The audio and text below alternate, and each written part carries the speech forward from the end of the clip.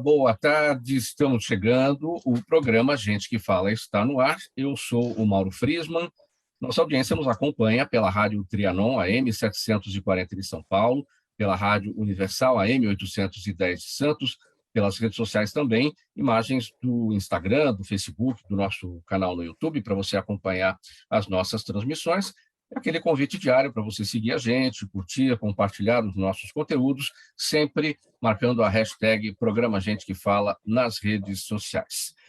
Nosso convidado de hoje para a nossa conversa, o prefeito de São Paulo, Ricardo Nunes. Muito boa tarde, prefeito. Obrigado por atender o nosso convite, obrigado pela atenção, pela gentileza com o programa Gente que Fala. Tudo bem com o senhor? Oi, Mauro Friesman, boa tarde. Uma alegria estar aqui com vocês, programa Gente que Fala. Abraço a todos os ouvintes da Rádio Trianon. E a gente já se conhece há bastante tempo. Muito bom poder estar aqui conversando com você e com seus ouvintes. Muito obrigado. Então, vamos aqui para o início da nossa conversa.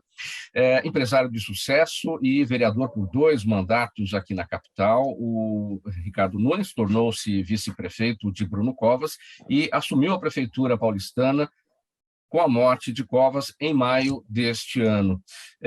Prefeito Ricardo Nunes, o senhor destacou que a gente já se conhece há um bom tempo, o senhor tem uma lista de trabalhos aqui pela cidade de São Paulo como vereador, mas antes do início aqui da nossa conversa, fala bem brevemente quem é o prefeito Ricardo Nunes, que foi vereador por 2 mandatos, como eu destaquei aqui, para que a população tenha um pouco mais de conhecimento, de entendimento. Por favor. Mauro, o Ricardo Nunes é um pai casado com a Regina, pai de 3 filhos, Ricardinho e Maria Isabel, apaixonado pela cidade de São Paulo. Eu me sinto e falo com muita humildade que eu sou vocacionado para a política, né? Eu comecei muito cedo, movimento estudantil, fui candidato a vereador cedo, depois exerci 2 mandatos, consegui fazer um bom mandato com boas leis para a cidade, fiscalizar bastante. Só uma das CPIs que eu presidi trouxe 1 bilhão e 200 milhões de reais para a cidade de São Paulo, muito determinado, e que é uma pessoa que, pela amizade, pelo relacionamento com Bruno Covas, pela confiança, por convite dele, me tornei vice do Bruno. E agora, falando um pouquinho, resumidamente, do meu passado, do meu presente, uma responsabilidade enorme de honrar a memória do Bruno, honrar o compromisso que o Bruno e eu fizemos na eleição do ano passado e fazer uma boa gestão, mas com foco muito importante, que é uma questão até pela minha vida, pela minha história de vida, de cuidar dos mais pobres, dos mais vulneráveis, e, evidentemente, fazer com que a cidade cresça, desenvolva e a gente possa ter a cada dia uma cidade melhor, melhorar a qualidade de vida das pessoas. Como eu destaquei aqui, e o senhor também salientou, né? O senhor foi vice-prefeito de Bruno Covas e a partir da morte dele, o senhor o senhor assumiu a prefeitura. Um desafio naquele momento, diante de toda a tensão que tudo aquilo representava, a doença do prefeito, como é que foi essa passagem? Mauro, é muito difícil, né? Tinha uma relação de muita proximidade com o Bruno. A gente teve todo o ano passado a disputa eleitoral, ele já doente, e aí com aquele vigor dele, com aquela força de viver, com aquele exemplo de pessoa determinada, você acaba ainda ficando mais próximo e com mais carinho pela pessoa, com mais relação ali de um sentimento de irmandade. E aí, no dia 16 de maio, a gente acaba perdendo o Bruno. Não é fácil, eu tive que viver 2 momentos muito difíceis. Assumir a maior cidade da América Latina e conviver também com a dor de perder um grande líder, né, que tem tanto exemplo, a gente, 41 anos, é muito difícil você perder uma pessoa tão boa, que tem uma história de vida pública invejável, exemplo para todos nós. Não foi fácil, foi difícil, mas estamos aqui superando e tocando, uma equipe muito boa trabalhando na prefeitura, e a todo dia a gente vai aqui fortalecendo aquela coisa, da onde o Bruno está lá no céu, que ele tem orgulho de cada ação nossa, de cada atitude nossa, e que a gente vai cuidando da cidade como ele sempre fez. Então, vamos falar sobre a maior cidade da América Latina, sobre o seu trabalho, diante desse desafio. São muitas coisas necessárias na nossa capital e o seu trabalho sendo realizado. Vamos começar, prefeito, falando sobre Covid, como é que está a vacinação, o bom trabalho feito a partir da sua Secretaria de Saúde? Qual é o balanço que a gente pode fazer até aqui? Mauro, o balanço é extremamente positivo. Quando a gente tem a oportunidade de, com muito orgulho, dizer que São Paulo é a capital mundial da vacina, só por isso já é motivo de bastante orgulho. Tanto pelo trabalho da Prefeitura de São Paulo, com seus quase 700 postos de vacinação, uma equipe da Secretaria de Saúde altamente comprometida, altamente qualificada, altamente apaixonada pela sua cidade, portanto, isso refletiu em um serviço excepcional, que inclusive eu tive numa missão em Nova York semana passada e participou lá de uma das reuniões o prefeito eleito, que vai assumir agora dia 2 de fevereiro, e eu, com muito respeito, obviamente, falava para ele, falei, olha, muito bacana aqui Nova York, né, uma cidade rica, a capital financeira do mundo, mas a minha cidade, São Paulo, vacinou muito mais do que Nova York. Nós estamos com 100% da população adulta vacinada, e Nova York não havia chegado ainda em 90%. Um exemplo para a gente poder demonstrar a importância e como a população de São Paulo foi assim responsável do cuidado com a saúde dela mesma e das pessoas, porque quando a gente está falando de uma Covid-19, de uma pandemia, você não pode ver só você, porque você tem todo o contexto coletivo. Então, a cidade de São Paulo tem muito orgulho de ser a capital mundial da vacina, e o que está nos possibilitando fazer agora a recuperação da economia, a retomada econômica. No primeiro semestre desse ano, aliás, de janeiro a setembro, um pouquinho mais do que um semestre, nós tivemos 43 bilhões de movimentação financeira a mais do que esse mesmo período, janeiro a setembro do ano passado. Recuperamos grande parte dos empregos perdidos na pandemia. Então, isso tudo se deve muito, a sua pergunta sobre vacina, por conta da vacinação, que permitiu com que a cidade, com segurança, vá retomando as atividades, e só com a atividade econômica, Maura, que a gente vai poder gerar emprego, retomar a economia, e aí sim, gerando emprego, reduzir a desigualdade social e as pessoas poderem, com muita dignidade, trabalhar, ganhar seu dinheiro, levar comida para a mesa. Então, é um conjunto de ações que a cidade está se recuperando muito por conta da vacinação. E a retomada econômica, claro, prefeito, sempre com foco na pandemia, ou seja, vacina, e os cuidados de cada um, a prevenção, sempre o distanciamento social, o uso de máscara e a higienização das mãos. Isso tudo é muito importante que as pessoas tenham no horizonte, que não percam o foco dentro daquela linha que a gente fala, primeiro a saúde das pessoas, para depois a retomada da economia. Agora, o que a pandemia ainda atrapalha nesse caminho da retomada, prefeito? O senhor precisa ter, que a equipe, que o grupo precisa ter criatividade, né? A criatividade nesse momento muitas vezes se sobressai, ela aparece, a gente nem sabe de onde vem, para poder fazer um enfrentamento. Olha, Mauro, a gente ainda tem um momento de incerteza, né?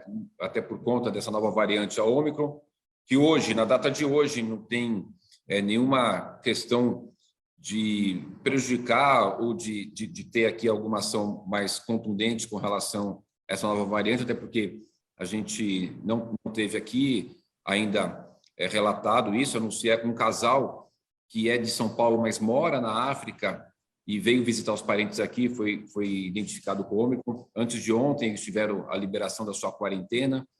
Todas as pessoas em volta que foram testadas, ninguém deu positivo para a Covid-19, e todo esse período que a Prefeitura de São Paulo foi monitorando a presença deles aqui na cidade, sem nenhum sintoma, assintomáticos.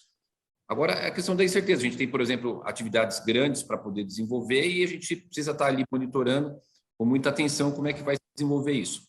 Nesse momento atual, a situação do Estado de São Paulo é de tranquilidade. Por que eu falo a questão, essa parte que eu te falei aqui, de incerteza, né? Nós temos que cancelar o Réveillon, porque daqui até 31 de dezembro ficaria numa situação que é necessário monitorar. A gente não poderia cancelar muito lá próximo, perto do dia 20, 25, ficaria muito em cima. Sim. Mas, são essas questões.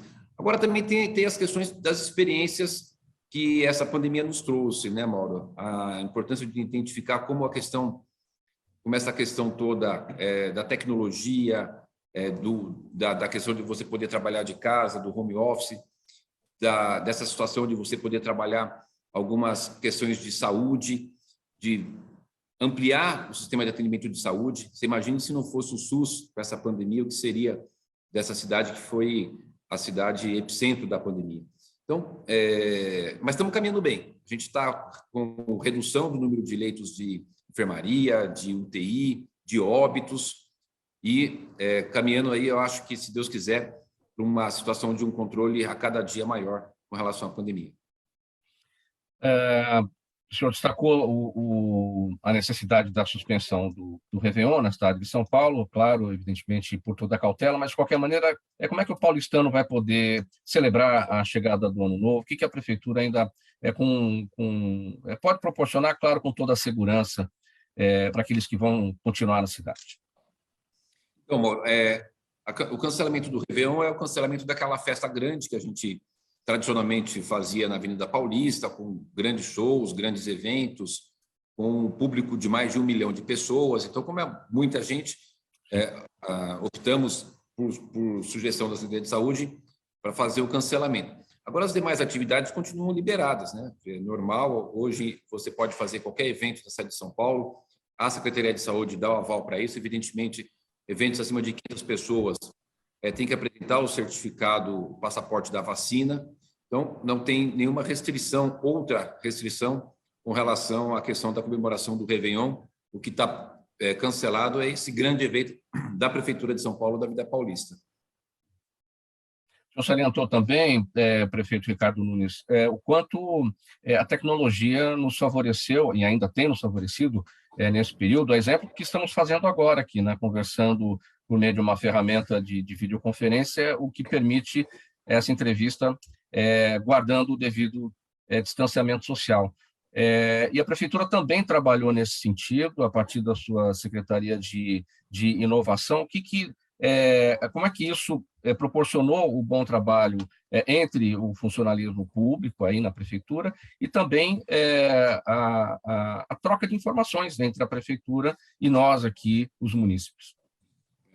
Então, Mauro, tem alguns setores, você pega, por exemplo, o setor alguma parte da Procuradoria-Geral do município, da Secretaria da Fazenda. A gente ainda tem alguns servidores que estão trabalhando em home office, porque observou-se que, para algumas atividades, a questão de trabalhar por home office ele se torna até mais produtivo do ponto de vista de resultado para a cidade.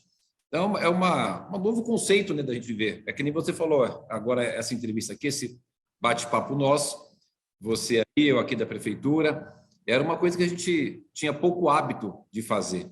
Então, também fica os ensinamentos, agiliza, porque, por exemplo, eu perderia um tempo de locomoção de ir até a rádio e vir até a prefeitura. A hora que eu terminar aqui contigo, já vou entrar em outra reunião. Eu estava em uma reunião aqui mesmo, em menos de um minuto já entrei aqui no ar contigo.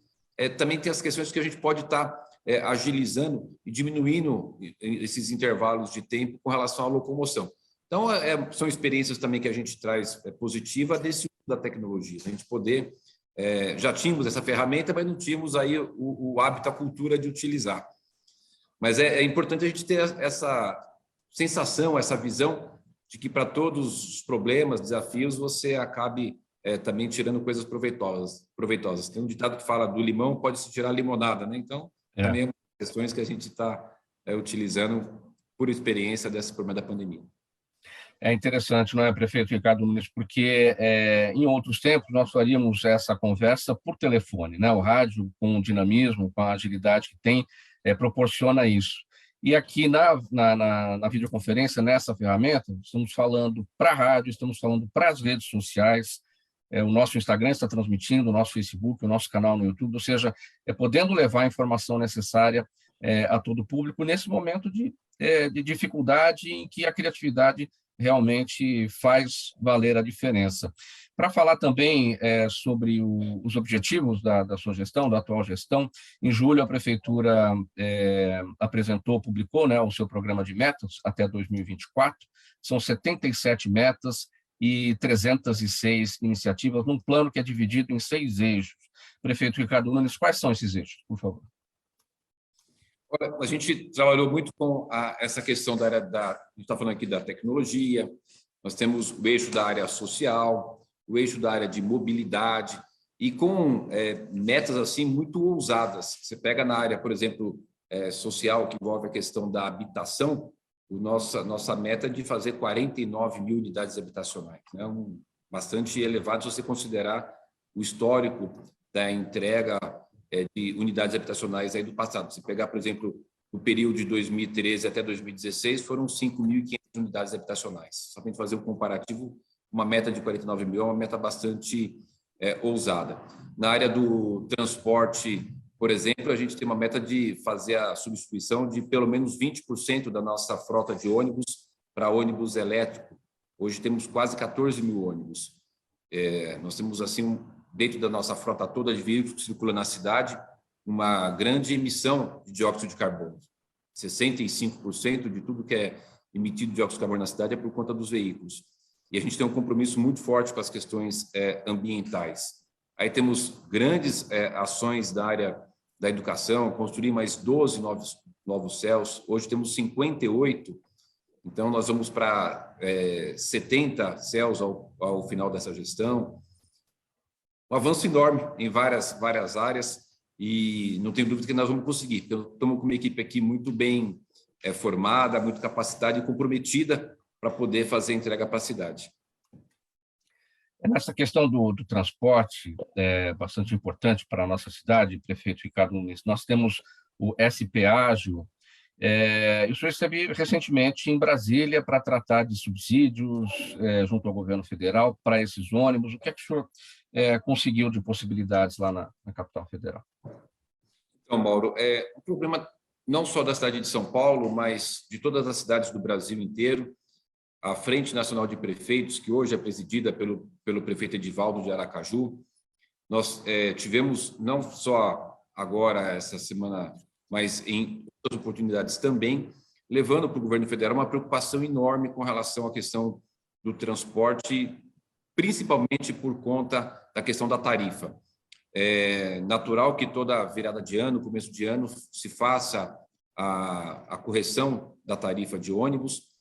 E nesse momento de pandemia, né, finalzinho de pandemia, a gente fazendo esse processo de final de pandemia para termo de pandemia, a gente falava agora há pouco, Mauro, da questão da retomada econômica, aumentou muito o desemprego, as pessoas, o povo está sofrendo muito. Então, todos os prefeitos estavam muito preocupados de serem obrigados a fazer o aumento da tarifa. E aí, nós vamos compartilhar essa questão com o governo federal, alertando a eles que só esse ano o diesel teve um aumento de 65% e representa 20% do custeio do transporte coletivo, o diesel. E tem algumas questões que as prefeituras foram carregando até agora de uma forma que dava para levar, como, por exemplo, a questão das gratuidades. É uma lei federal a gratuidade do idoso, mas quem paga a conta são os municípios. Então, nós vamos levar essas questões do aumento do diesel, das gratuidades, né, dos idosos, deficientes, estudantes, e de que as prefeituras não estavam mais suportando pagar isso ou teriam que transferir esse grande custo para os passageiros com o aumento das tarifas. As coisas foram caminhando. Dessa última reunião agora, uma conversa muito boa com o presidente do Senado, o senador Rodrigo Pacheco, e tinha lá mais de 200 prefeitos, caminhou para que o Senado pudesse apresentar um projeto onde, pelo menos, a questão da gratuidade do idoso fosse arcado pelo governo federal. Então, aqui, cada município que tem de custo com a gratuidade do idoso, o governo federal pagaria. Aqui na cidade de São Paulo é em torno de 400 milhões de reais por ano. Isso está caminhando, a gente tem uma expectativa de que consiga ser aceito. Eu mesmo cheguei a falar com o presidente sobre esse tema e, na oportunidade, algumas 2 semanas atrás, ele me disse que a dificuldade seria por conta do teto do gasto, já estava com os gastos do governo federal batendo no teto, mas mesmo assim estamos procurando uma saída e o objetivo total disso, Mauro, é que cada prefeito não aumente a tarifa, pelo menos nesse momento aí de bastante dificuldade da população. Se não houver nenhuma ajuda do governo federal, inevitavelmente a gente vai ter que fazer o aumento da tarifa, porque não seria coerente você não agir também com a responsabilidade fiscal, que também é uma outra questão que os prefeitos também têm que conduzir paralelo a atender a população, a responsabilidade fiscal que está prevista em lei. E quando que o senhor deve ter uma posição final a respeito de tudo isso e até para que se decida um aumento ou não da tarifa do transporte público? Aqui na Prefeitura de São Paulo, a legislação determina que, se houver o aumento da tarifa de ônibus, eu tenho que comunicar à Câmara Municipal com 5 dias de antecedência. Então, terei que comunicar até o dia 25 de dezembro.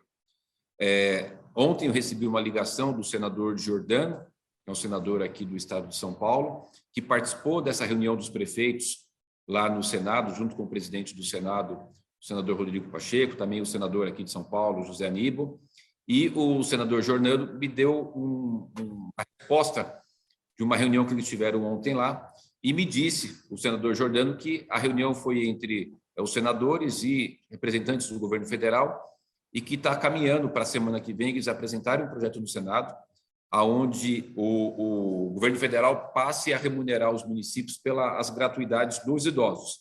Nós pleiteamos idoso, deficiente e estudantes. O senador Giordano me disse que o governo federal tem uma vontade, está caminhando para aceitar a questão do idoso, mas que já descartou a questão do deficiente e dos estudantes. Mas, se for ajuda com relação à gratuidade dos idosos, ajuda bastante. Então, a gente já vai poder, se tiver que aumentar a tarifa, um percentual menor ou, eventualmente, até não aumentar. Então, estamos agora aí na semana que vem, até porque vai entrar em recesso o Senado. Semana que vem, até sexta-feira, é o limite para a gente poder ter uma definição com relação a essa questão da ajuda do governo federal ou se a gente vai ser obrigado a fazer o aumento da tarifa. Na esteira desse trabalho que o senhor destacou, da Frente Nacional de Prefeitos, todos no Senado, nessa reunião com o senador, o presidente da Casa, o Rodrigo Pacheco,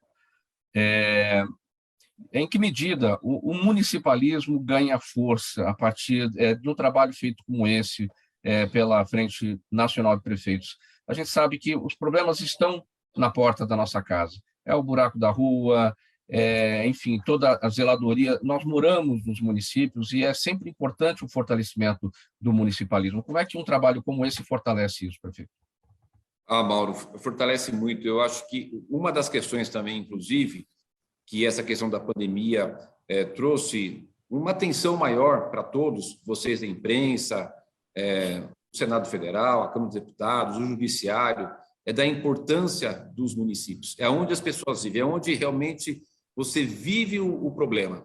A gente ficou vendo muito nesse processo todo aí da vacinação, discussões federais, estaduais, mas aonde era aplicada a vacina era ali. Era o município que fazia toda a logística, fazia a aplicação, a distribuição. Essa questão agora, por exemplo, que a gente está discutindo aqui do transporte, é lá no prefeito que recai a responsabilidade, como você disse agora muito bem, a questão da área da procurar um posto de saúde, um buraco na rua, enfim, o dia a dia de cada cidadão que vive ali na cidade. O fortalecimento dos municípios é fundamental. Até uma das questões que a gente aproveitou para discutir lá no Senado, aproveitando o tema, era com essas questões. Às vezes se fazem leis lá no governo federal obrigando os municípios a terem gastos sem indicar a receita. Então, uma das questões que a gente também aproveitou para discutir lá é isso, que se for feita alguma lei que gere despesa, que indique de onde vai tirar o recurso. E também, Mauro, é muito fácil, né? Fazer lá a lei, olha, você tem gratuidade para isso, você tem aquilo, e quem é que paga a conta? Porque os municípios estão bastante apertados. Com essa questão agora da Covid, você imagina o aumento de gasto que cada município teve. Só para a gente ter uma ideia aqui, a gente tinha uma média aí dos últimos 3, 4 anos de orçamento da Secretaria de Saúde de 8, 9 bilhões. Esse ano, o orçamento será de 13 bilhões. Olha o aumento da despesa que o município aqui de São Paulo, né, isso evidentemente, proporcionalmente, para cada município desse país enorme, só aqui no estado de São Paulo, 645 municípios. Portanto, é um assunto também importante das pessoas entenderem que é no município que as pessoas vivem, onde está ali o prefeito na frente do dia a dia do problema e convivendo com a população no dia a dia, e sentindo, inclusive, a sua dor e com mais responsabilidade por estar presenciando a solução dos problemas. Prefeito Ricardo Nunes, enquanto vereador, o senhor teve uma participação importante também na Comissão de Finanças da Câmara Municipal de São Paulo, olhando ali dia a dia o investimento da prefeitura e tudo que era importante, porque, enfim, nada se faz sem dinheiro, na verdade. Como é que esse trabalho, essa sua proximidade a partir do que foi feito na Comissão de Finanças, a proximidade com os números, te ajuda hoje, como prefeito, a entender a situação, a entender o orçamento e a investir melhor naquilo que é necessário? Mauro, foi uma grande escola. Quando você é da Comissão de Finanças e eu relatei orçamento, LO, Lei de Diretriz Orçamentária por várias vezes, isso me trouxe uma experiência e uma vivência muito grande, porque você vai relatar orçamento, por exemplo, então você faz todas as audiências públicas com a saúde, aí faz com a educação, faz com a habitação, com a assistência social, você entende a complexidade, os problemas de todos os setores, você é envolvido com todos os setores. E ali é onde você vai entendendo os problemas, as necessidades e fazendo as realocações de orçamento, tirando de um, colocando no outro local, discutindo com todos os setores. Então, durante esses anos todos, eu discuti com todos os setores da sociedade, com todos os setores, com cada subprefeitura, cada bairro, porque a gente, o orçamento, evidentemente, você cuida da cidade inteira. Desculpe. Então, essa experiência, inclusive, de saber qual que é a capacidade financeira da cidade, o que é possível fazer, o que não é possível fazer, e também entender da responsabilidade. Tanto é que eu tive que fazer agora a reforma da Previdência. É um assunto que requer, inclusive, bastante responsabilidade, mas também muita coragem, porque acaba se criando uma certa polêmica.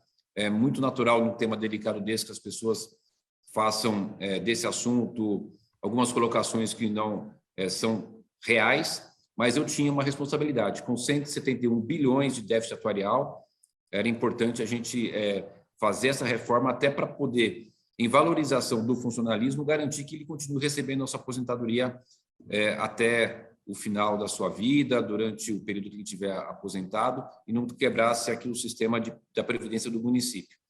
Então, é importante que você tenha a visão. Quando a Secretaria da Fazenda me trouxe essa problemática desse déficit da Previdência, por ano a gente pagava 6 bilhões de déficit, a gente paga 12 bilhões por ano da Previdência, a parte patronal, mas fora a parte patronal, outros 6 bilhões de déficit. Então, é uma coisa que eu já conhecia, convivi, então fica fácil para eu perceber e também sem titubear de saber da necessidade de tomar as decisões. Então, conhecer das finanças é fundamental. Eu acho que não tem prefeito, governador, que vai conseguir governar sem conhecer as finanças, porque é ali que você define as prioridades, onde terá investimento, onde você vai aumentar custeio, onde é possível você reduzir despesas. É fundamental e tem sido muito importante essa minha experiência na Comissão de Finanças da Câmara para poder aqui fazer a gestão da cidade. E com o apoio de um time de gestores, não é, prefeito Ricardo Nunes? Gente que sabe pensar os números, sabe pensar números públicos, né? Também é um desafio ter à mão uma assessoria nesse sentido? Sim, mas a equipe aqui da Prefeitura é muito boa. É muito boa. A nossa Secretaria da Fazenda, os técnicos, aqui são todos muito competentes. A gente tem uma estrutura aqui na Prefeitura enorme. Há de ver, Mauro, agora toda essa experiência da Secretaria da Saúde com relação à pandemia. Não teve nada que foi tomado de decisão que houve erro. E sempre aqui, todos os dias, decisões difíceis e rápidas, sem ter muito tempo para pensar, e as decisões foram todas acertadas. Então, a equipe é muito boa, muito comprometida. Mas aí, o que acontece? Dependente da equipe, a decisão final é do prefeito, né? Vai, não vai. E aí, quando você tem uma equipe bem formada, que você tem uma relação de confiança muito forte da capacidade de compromisso com a cidade e com a gestão, a gente fica muito tranquilo para tomar as decisões e tocar e fazer com que as coisas possam acontecer. Mas essa sua pergunta é bacana, porque aproveitar aqui e dizer, olha, o funcionalismo público aqui da Prefeitura de São Paulo é motivo de muito orgulho para todo mundo. Tanto é, Mauro, que eu fiz agora, dias atrás, a sanção de 2 projetos de valorização do funcionalismo, né? Com aumento salarial real aqui de setores da Prefeitura, do nível básico e médio. A gente aumentou o valor que é pago a mais para os funcionários que ficam nas áreas periféricas. A gente tem um grande problema, porque é cidade muito grande, nas periferias a gente tem uma dificuldade enorme de que professores, pessoal da assistência social, ou seja, vários funcionários públicos se fixassem lá para poder atender a população, e agora a gente aumentou esse valor para que eles fiquem nesses locais de maior vulnerabilidade, nas periferias, para a gente poder ter o atendimento de profissionais de qualidade lá nas pontas. Enfim, aproveitar a oportunidade para dizer do valor do funcionário público aqui da Prefeitura de São Paulo. Prefeito Ricardo Nunes, chegando aqui o final do nosso tempo, para o nosso encerramento, se o senhor quiser destacar mais a respeito de metas e das suas iniciativas, fique à vontade, e a sua mensagem de final de ano para os paulistanos, a sua mensagem de Natal e de Feliz Ano Novo. Mauro, agradecer o programa Gente que Fala, a Trianon, a você, a todos aí da tua equipe, e poder dar uma tranquilidade para a população de São Paulo, que a Prefeitura ali saindo muito bem, com uma equipe muito comprometida de gestão, a avaliação da gestão tem sido muito positiva, muito por conta disso, a gente cuidando de cada assunto com muito carinho, muito cuidado, desde a zeladoria, né, com a questão da área da saúde. Você vê, ontem eu inaugurei a UPA aqui do Vergueiro, é a 20ª UPA da cidade de São Paulo. E olha, Mauro, acho que pegar esse dado como exemplo para entender como é que está sendo toda a gestão no geral. 20ª UPA da cidade de São Paulo. Em 2017, só haviam 3 UPAs na cidade. Eu inaugurei ontem a 20ª, ou seja, de 17 para cá, foram 17 UPAs. Só esse ano, essa foi a 6ª UPA. Esse ano eu inaugurei 6 UPAs e vou inaugurar mais 2 até o final do ano. Então, a gente tem a dimensão do quanto essa gestão está avançando comparativo ao que as gestões anteriores fizeram. Então, uma equipe muito comprometida, dedicada, e não tenho dúvida que a gente vai ter uma cidade melhor a cada dia e que a qualidade de vida das pessoas vai ser muito melhorada. Desejar um Feliz Natal a todos, um bom ano novo, que seja um ano abençoado, que a gente consiga definitivamente controlar essa pandemia, que a cidade continue sendo crescente, pujante, uma cidade da diversidade que acolhe a todos, uma cidade boa de se morar e de se trabalhar. Muito obrigado pela oportunidade de estar aqui com vocês. Grande abraço, Feliz Natal. Muito obrigado, prefeito Ricardo Nunes, prefeito aqui da capital paulista, pela atenção, por essa conversa aqui com a audiência do programa Gente que Fala. Muito obrigado por essa gentileza, o agradecimento de toda a nossa equipe, estendendo aqui também a mensagem da nossa equipe para o senhor e para todos aí da prefeitura. Um Feliz Natal, um Feliz Ano Novo, com muita saúde em primeiro lugar, muita alegria e, claro, sempre trabalho. Muito obrigado. A gente vai para um intervalo e a gente volta em seguida aqui com a continuidade do programa Gente que Fala. Até já. Toda ação estratégica de sucesso tem um componente fundamental: um instituto de pesquisas ético, rápido e preciso. Afinal, é ele que vai fornecer informação confiável, sem achismos ou palpites. E isso, numa época de mudanças rápidas e repentinas, é fator crítico de sucesso. A Orbis é um instituto de pesquisas que une precisão e confiabilidade estatística com a mais alta tecnologia em pesquisas do mercado. Tem inteligência artificial, robótica e Big Data, entre outros recursos, para que você tenha uma informação correta, confiável, com o menor custo e no menor tempo possível. Na sua próxima ação, seja ela corporativa ou política, comece pela Orbis, porque com a informação correta, você vai mais longe, mais rápido e com mais segurança.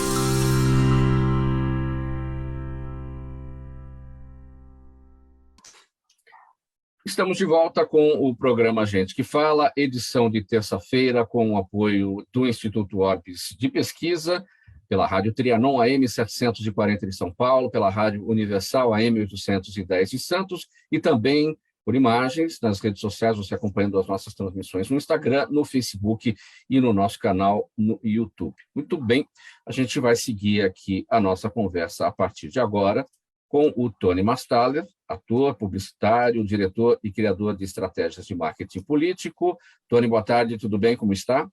Tudo bem, Mauro, e você? Tudo bem, tranquilo, bem-vindo mais uma vez. Muito e obrigado. O Walter Lagoa também na nossa conversa, preparador de lideranças com foco na comunicação. Walter, como está? Boa tarde. Boa tarde, estou bem, Mauro. Um abraço para você, um abraço para o Tony e todos os ouvintes. Conversamos no bloco anterior, vocês acompanharam com o prefeito Ricardo Nunes, aqui da capital, o destaque especialmente para o trabalho da vacinação contra a Covid-19. E a pergunta é a seguinte, Tony, eu começo com você. Sobre a comunicação feita entre a prefeitura e a população paulistana, no sentido, né, da vacina contra a Covid-19, a que se deve esse sucesso dessa comunicação? Mauro, eu gostaria de frisar que antes nós temos um tripé. Para a coisa ter funcionado tão bem como funcionou aqui em São Paulo, nós temos um tripé. Parece meio óbvio, mas é interessante para os nossos ouvintes. É o seguinte: primeiro, você precisa ter a vacina. Segundo, você precisa ter uma logística de vacina. Então, essas duas coisas são extremamente importantes, meio óbvias, mas é bom o povo lembrar disso.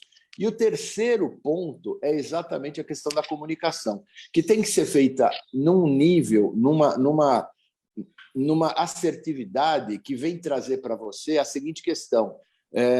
Se você acelera muito de um lado, parece que você é um medroso. Então, proteja-se, proteja-se. E a psique das pessoas, às vezes, não reage muito bem a isso. Mas você startar naquilo a questão do, olha, pense no coletivo, pense nos seus idosos, respeite as suas crianças, etc. Seja um ser humano digno, né? Se preocupe com isso. Então, logicamente, tome vacina. Você consegue fazer com que chegue a esse nível de assertividade e de sucesso na campanha.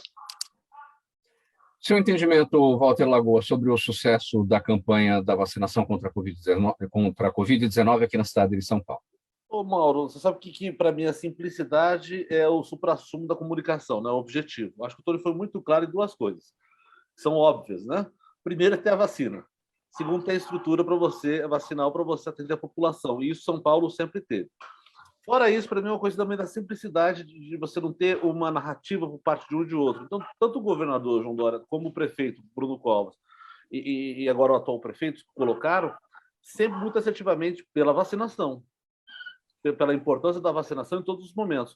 Até certo momento, eu achava que tinha um certo exagero. Todos os dias eles estavam dando, semanalmente, ou dia sim, dia não, uma coletiva falando sobre qual que era a situação dos internados, mortos, quem estava se recuperando da Covid, né? Então era tudo muito, muito aberto, muito transparente para a população.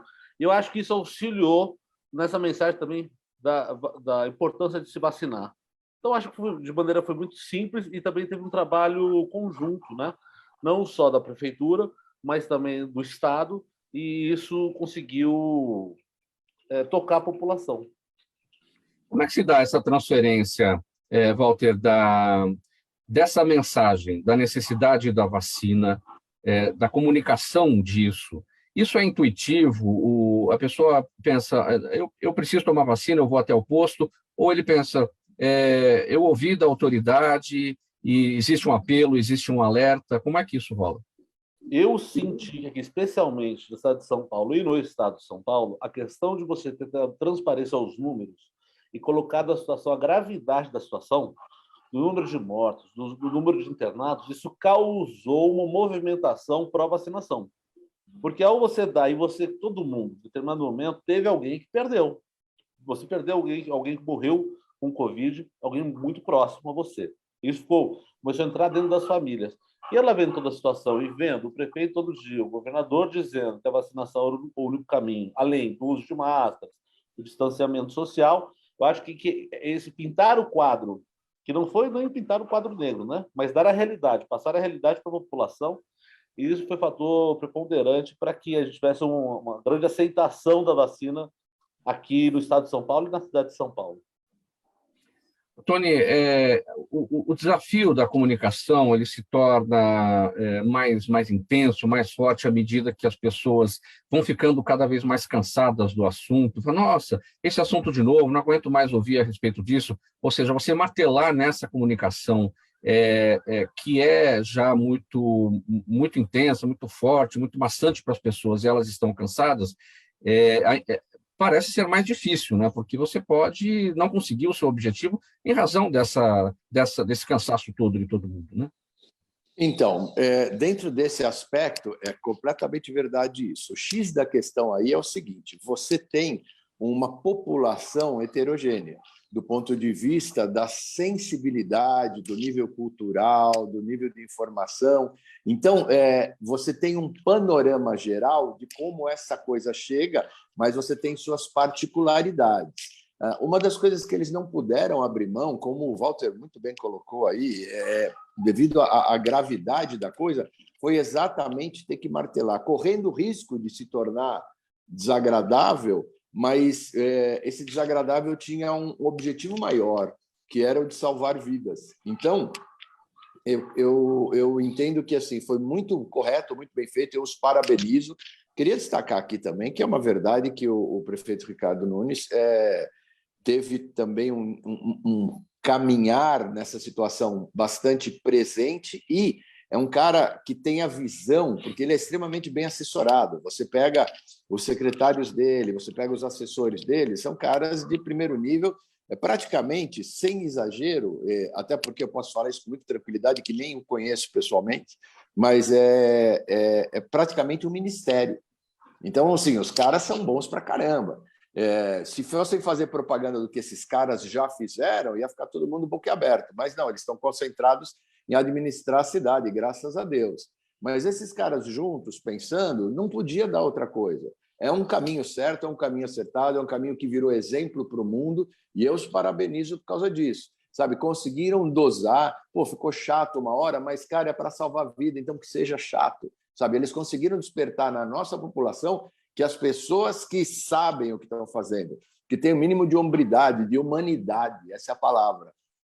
Eu tenho idosos, eu tenho jovens, etc. Eu não estou fazendo por mim, eu estou fazendo pela nossa sociedade, eu estou fazendo pela humanidade da coisa, porque isso é verdade, é uma pandemia. Eu tenho 61 anos, eu nunca tinha vivido isso. Quer dizer, poxa vida, vou lá e vou me vacinar. Eu encaro essa. Foi muito bacana isso. Para a gente finalizar esse tópico, Tony, Walter,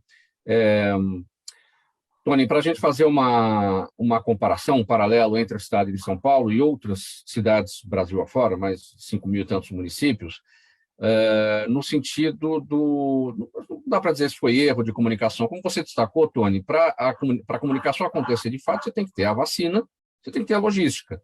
E muitas localidades, até pela distância e tudo, por diversos fatores, não tiveram essas duas pernas desse tripé de acordo, né?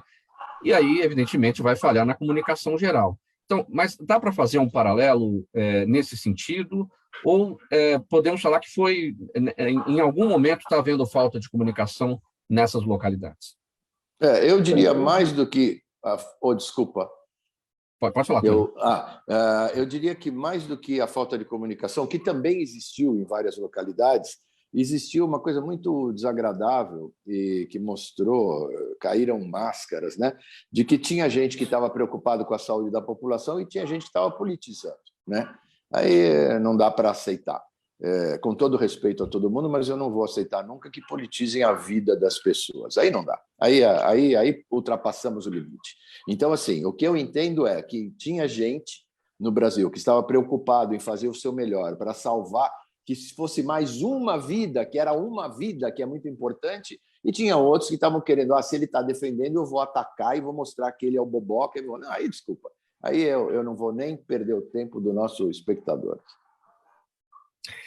Muito bem, hoje é dia 21 de dezembro, contagem regressiva, 10 dias apenas para a nossa virada, e 2022 promete, né, com eleições presidenciais, não só eleições presidenciais, mas para os governos estaduais, deputados estaduais, federais, senadores. Walter Lagoa, a guerra da comunicação já começou acho que em 2019, né? Ou não? Eu acho que ela nunca parou, né, Mauro? Essa guerra não tende a parar tão cedo, porque deve voltar a ter um pouco de racionalidade e encarar a política como a arte do debate, né, da troca de ideias e da composição, porque não tem como o majoritário sempre, a maioria sempre prevalecer, porque você tem que ouvir as partes, né, a gente vive em comunidade. Mas eu acho que está bem interessante, viu? Porque quando você pega uma candidatura do Lula, que pode se juntar com o vice, que é o Alckmin, isso, para mim, já é inédito e mostra que a política, aquela coisa, não se escreve mesmo, né? A arte do possível, eu falo que é o impossível, né? É só uma palavra onde o possível reside. Você falou isso outro dia, eu acho. Bom, enfim. Então, mas é curioso, porque se você pensa assim, aí tem uma questão no governo que fala que está muito extremado à direita, muito radical, com um discurso mais do que radical, né? Eu não vou nem adjetivar esse atual governo. Aí você pega o Lula, que seria o da esquerda, né? Já foi da extrema esquerda, depois virou um centro-esquerda, e agora se aliar ao Alckmin. Então, que são inimigos históricos, né? Mas, ao mesmo tempo, pode virar uma potência e ganhar a eleição no primeiro turno. Olha que maluquice, né? Por outro lado, tem o Moro, que veio com o bastião da justiça, imaginando que já sairia e já subiria. Veio com o percentual, mas parece que tem um teto ali, né? Já tem uma rejeição maior do que os outros candidatos. Acho que, se eu não me engano, pela última pesquisa que eu vi, a rejeição do Moro é maior do que a do Lula. E aí, quer dizer, você tem uma composição do Dória, junto ali que os partidos meio que se perdendo, o Ciro Gomes, que também parece que chegou num patamar ali que não cresce mais, o pessoal já pedindo para que ele abra a mão da sua candidatura. Eu, sinceramente, não sei, mas acho que vai ficar o debate mesmo da presidencial vai dar a tônica nos estados. Sabe aquela coisa o Alckmin é mais ou menos isso, né? Ele não fez o Bolsodória, traiu o Alckmin lá atrás, agora vai fazer o Lula-Alckmin, né? Não sei como vai ficar isso agora, mas vai ser curioso. Tony, para falar do Moro, né, o Walter falou desse teto, né, e dele ter uma rejeição possivelmente maior até que dos próprios candidatos, o Bolsonaro, o presidente Bolsonaro e o ex-presidente Lula. Afinal de contas, ele tem a rejeição dos bolsonaristas, ele foi do governo, saiu, e ele tem a rejeição dos petistas, afinal de contas, ele que tocou todo o processo da Lava Jato. Então, é natural essa rejeição toda para esse que, até aqui, parece ser o candidato à terceira via. A gente vai ver o que vai acontecer com os demais, né?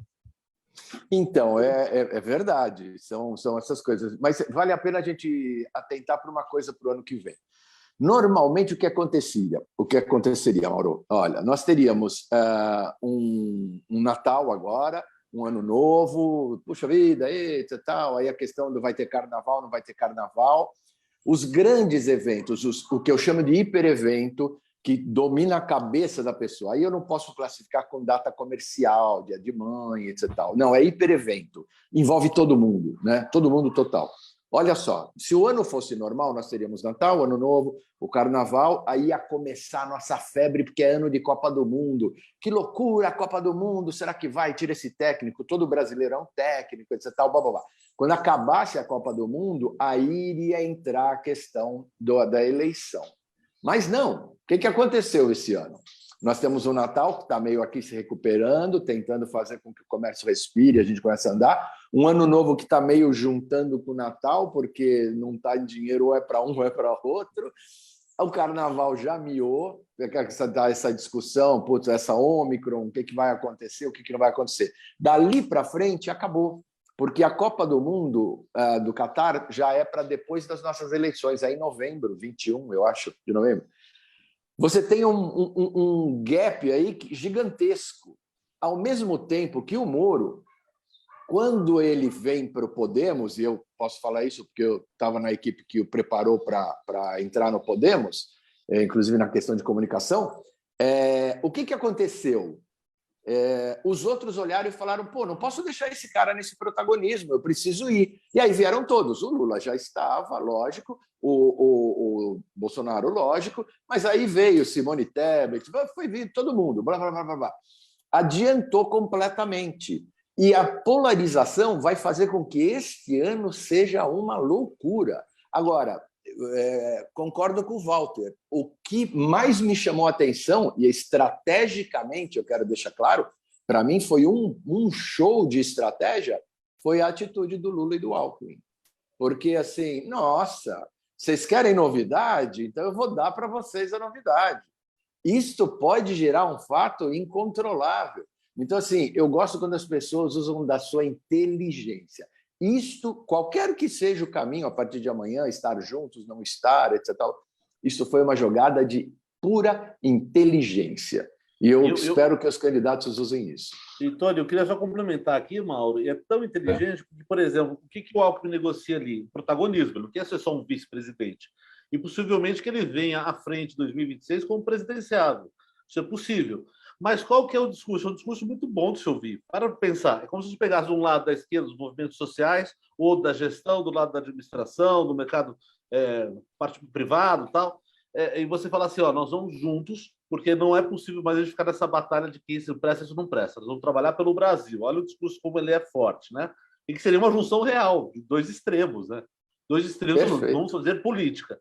E tem outra coisa que eles fizeram, eles não anunciaram para esse ano, porque já ia dar, o Dória tá louco, por exemplo, para já soltar o verbo, falar como que o cara 30 anos fica lá, vai pegar imagens do Alckmin falando mal do Lula e vice-versa, e já ia começar a bombardear a candidatura. O que eles vão fazer é segurar até março, abril, se possível, para depois só no finalzinho ali, no limite, lançar isso. Se isso acontecer, é muito difícil segurar a onda, viu? Exatamente. E se me desculpa, Mauro, mas só complementando o Walter aí, perfeito. E o que acontece? Você vai, ao mesmo tempo, acalmando aquela ala mais radical do PT que estava... não, o que é isso? Eu não sei o quê. Acalmando aquela ala que é Alckmin, também um pouco mais calmo. O tempo faz esse equilíbrio e começa a perceber exatamente o que o Walter colocou. Você tem um melhor discurso, você acabou tirando o protagonismo, inclusive, do Moro. Agora ele realmente caiu para o segundo ponto. Ô, Tony, pintou uma dúvida aqui, porque, assim, fiquei me perguntando quando que o ano de 2022 vai começar, porque você elencou aí todos os eventos, né, e a gente, né, já tá acostumado a dizer, no Brasil o ano começa depois do Carnaval. Mas e aí, vai ter Carnaval? Em muitas localidades não vai ter, mas nas grandes cidades, será que vai ter? Enfim, tem muita indefinição a respeito disso. Digamos que não. Então, quando que começa o ano se não vai ter Carnaval? Aí você falou da Copa do Mundo. Copa do Mundo, tradicionalmente, em junho, julho, esse ano vai para novembro, porque é no Catar, e por conta do calor, enfim, no meio do ano, vai para o final do ano, né? E as pessoas precisam, a Copa do Mundo vai ser depois das eleições, depois do segundo turno, inclusive, né? As pessoas precisam pensar em política, e vão pensar em política em que momento? Porque parece que 2022 não vai começar, e você precisa ter aquilo ali para poder pensar na política. E olha, é o que eu falei na abertura, presidente, governador, senador, deputados estaduais e federais, e as pessoas não sabem, não lembram em quem votaram, achando que o presidente da República, vai escolher o presidente da República, ele vai resolver todos os problemas, o que não é verdade. As pessoas precisam saber o que vai acontecer em 2022 na política e saber votar direito, não é? Completamente, é verdade. Agora, completamente, eles precisam, né, pelo amor de Deus, ter uma mínima de consciência em cima do senador. Agora, eu quero ver essas equipes desses caras, porque é um ano atípico. Precisa se pensar nisso. Se for reproduzir formulinha feita do passado, vão dar com a cara na parede. Agora, é típico ano, Mauro, que nós vamos chegar no final, se Deus nos permitir, vamos chegar no final dele e falar, esse ano não aconteceu. Aconteceu um lapso de tempo aí que vai virar 2023. Porque, assim, engana-se quem está pensando que vai correr tranquilo. Não vai. Não vai. A coisa vai ser, a gente tem colegas, o Walter tem, eu tenho, em várias campanhas aí, a gente conversa, não será tranquilo. Agora, isso reforça mais uma vez o parabéns à estratégia do Lula. Estou falando isso sem partidarismo, estou falando isso do ponto de vista técnico, né? Mas não vai ser tranquilo. Mas esse ano não vai acontecer 2022, não vai. As pessoas vão, mas o foco é outro, o pensamento é outro, os tempos de mentalização do que precisa ser colocado na cabeça das pessoas é outro. Então é agora. E quem não começou agora, se eu fosse, sinceramente, sai da parada, porque não há mais espaço para mais nada. Fica para 2026. Walter, aí pegando na esteira do Tony, o que você aconselha, então, para os candidatos? O Tony falou que não vai ser nada tranquilo, então, quais são as dicas, além de... Se não vai ser tranquilo, vai ser nervoso. Então, o que você indica, ou o que você aponta de estratégia, além de elixir de maracujá? O que eu aponto, além do elixir de maracujá, é que a gente precisa um pouco mais de BBB, sabe? De Big Brother. Sabe aquela coisa do reality, que eu vejo a pessoa um pouco mais desmontada, a pessoa com da corda, eu preciso ver ela descabelada, eu preciso ver ela cansada, eu preciso ver ela um pouco irritada, eu preciso ver a pessoa. E o que está acontecendo novamente, quando eu abro uma campanha qualquer, que fica uma musiquinha, uma criança correndo e fala, olha o que nós fizemos na cidade, isso já passou. Ninguém aguenta mais. Na questão temporal, Mauro, eu queria voltar um pouco atrás, que você falou, quando começa 2022, é quando termina 2020, né? que não terminou. 2020 começou, nós estamos em 2021 e não terminou, e vai se alongar até 2022. Então, quer dizer, a sensação de cansaço, essas fórmulas prontas, a musiquinha, o enfeitar, algo que não dá para ser enfeitado mais, já cansou. Então, assim, a coisa tem que ser muito direta. Então, a minha opinião tem que ser direta. A pessoa tem que falar o que ela realmente acredita. A coisa do discurso político, quando ele é montado, enfeitado, com uma trilha sonora atrás, para mim, e pela prova das últimas eleições, né? Se você pegar vamos pegar uma campanha do Zema, que não tinha quase exposição, a lógica que o Alckmin tinha o maior tempo de exposição na TV, que sempre era uma vantagem, que terminou lá em, sei lá, 10º lugar, 5º lugar, sei lá, com 5%, nem isso. Aí você vai pegar a campanha do Bolsonaro, que não tinha nada. Foi para as redes sociais com os vidinhos, aqueles videozinhos toscos, assim, mas você vai pegando. Então as pessoas não querem mais aquela coisa de o Brasil é o brasileiro cantando, todo mundo assim, sabe? Vamos lá, a gente pode. Não é essa a campanha. Você tem que olhar e falar um pouco da realidade. E quem abarcar essa realidade, qual realidade é essa? Pois bem, é a da fome, que voltou, é da inflação, é do combustível, é do gás, é da carne, é de você baixar o seu nível de renda, o seu consumo. É essa a realidade, essa falta de perspectiva que nós temos hoje. Nós não sabemos que Brasil nós queremos, educação, qual é o caminho, cada um fala uma coisa, né? Será que a universidade é para todo mundo ou não é? É aquela coisa. Minha gente, vamos encerrar, nosso tempo já está no finalzinho aqui. Você está com a palavra, Walter Lagoa, sua mensagem para a nossa audiência de festas, de Natal, de Ano Novo. Eu espero para todo mundo, assim como para mim, um pouco mais de paciência, que a gente possa realmente exercer o diálogo republicano no sentido de assim, eu posso ouvir o outro pode discordar e deve discordar de mim, mas que a gente consiga achar o equilíbrio para dialogar, para se enriquecer, para aprender um pouco mais. Não ficar defendendo a qualquer custo um pensamento do candidato, alguma coisa, que isso é bobagem. Né? Eu vejo que as nossas relações precisam mais de comunhão, de solidariedade, estar juntos nesse momento para aprender, para crescer. Porque essa é a tônica da política, eu vou voltar a falar, fora da política, a barbárie, aí a gente mata. E a questão não é matar, é a gente ouvir o outro, debater em alto nível, sempre com respeito, e fé em Deus que 2020 passa a pandemia. Tony Mastalli, sua despedida, sua mensagem para a nossa audiência. Olha, um Feliz Natal a todos, um 2022 maravilhoso, de muita paz, muito equilíbrio. Vou corroborar o que o Walter falou aí, que as pessoas tenham amor no coração. E, sinceramente, não parar com a brincadeira de que o outro não pode ter uma opinião diferente da nossa. Pô. Isso é, no mínimo, estúpido. Né? Então, eu sei que os meus irmãos brasileiros, todos, não são estúpidos. Então, assim, vamos respeitar para ser respeitado. Termina aqui essa edição do programa Gente que Fala, de terça-feira, com apoio do Instituto Orbis de Pesquisa. Os nossos temas, nesse dia, sempre voltados para a comunicação em todas as suas vertentes. Nessa segunda parte do programa, nessa segunda meia hora, o Tony Mastaller, ator e publicitário, diretor e criador de estratégias de marketing político, e o Walter Lagoa, preparador de lideranças com foco na comunicação. O agradecimento a vocês em nome da equipe do programa Gente que Fala. Na primeira meia hora do programa, vocês acompanharam o prefeito aqui de São Paulo, Ricardo Nunes. Nosso agradecimento a ele pela gentileza e também a toda a sua equipe pelo trabalho aqui com a gente. O Sérgio Souza na gerência técnica da Rádio Trianon, apresentação minha, Mauro Friesman, pauta e redação do Pedro Schiavon, Zenilda Salvato, nossa diretora de produção, jornalista Fausto Camunha, nosso diretor-geral, você ouvinte, você espectador, a razão da nossa presença aqui todos os dias. Muito obrigado pela audiência, a gente se fala amanhã. Antes disso, a repórter Débora Mendonça chegando com as informações ao vivo sobre o trânsito aqui na capital paulista. Um abraço e até amanhã. Tchau, tchau.